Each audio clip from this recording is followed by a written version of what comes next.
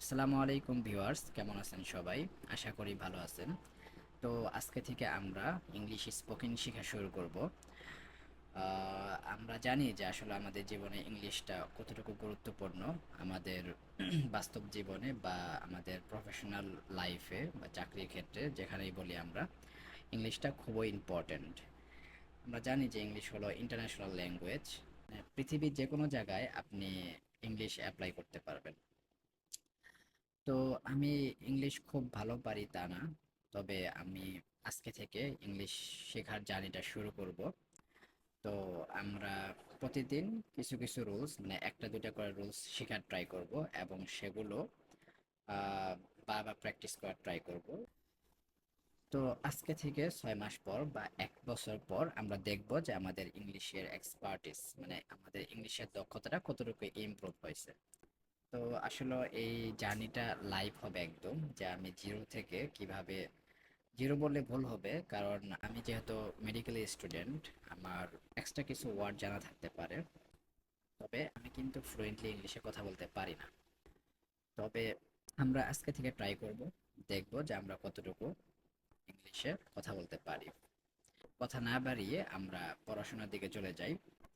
তো ইংলিশ শেখার শুরুতে প্রথমে আমাদের যে জিনিসটা জানতে হবে সেটা হলো টেন্স। টেন্স শিখলে 50% কনভারসেশন এই টেন্সের মাধ্যমে কভার করা যায়।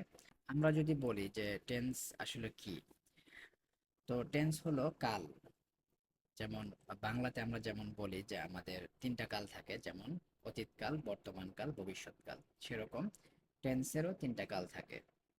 ওই কালকে বলতেছে হলো টেন্স। তাহলে কি কি থাকে? প্রেজেন্ট টেন্স হলো বর্তমানকাল, ফিউচার টেন্স ভবিষ্যৎকাল, এবং পাস্ট টেন্স হলো অতীতকাল। এই তিনটা টেন্স আছে।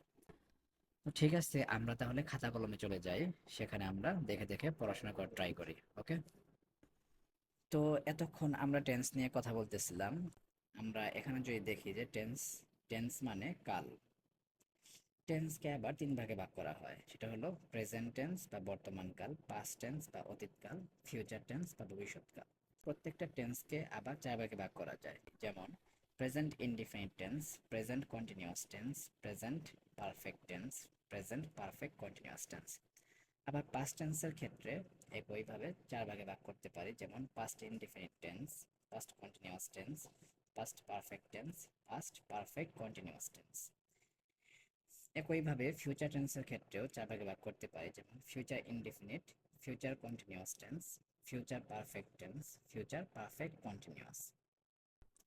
তো এই যে টেন্সগুলা প্রত্যেকটা প্রকারভেদ যদি আমরা গণনা করি, যে এখানে 4, 8, 12, এই 12টা টেন্স যদি আমরা ভালোভাবে আয়ত্ত করতে পারি, তাহলে আমরা 50% কনভারসেশন এই টেন্সগুলোর মাধ্যমে, এই 12টা টেন্সের মাধ্যমে আমরা করতে পারি।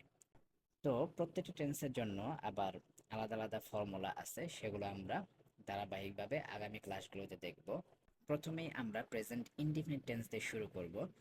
নেক্সট ক্লাসে আমরা প্রেজেন্ট ইনডিফিনিট টেন্স সম্পর্কে ডিটেলস জানবো এবং সেগুলো অ্যাপ্লিকেশন করার ট্রাই করব। তো ধন্যবাদ সবাইকে, আজকে এই পর্যন্তই। আসসালামু আলাইকুম।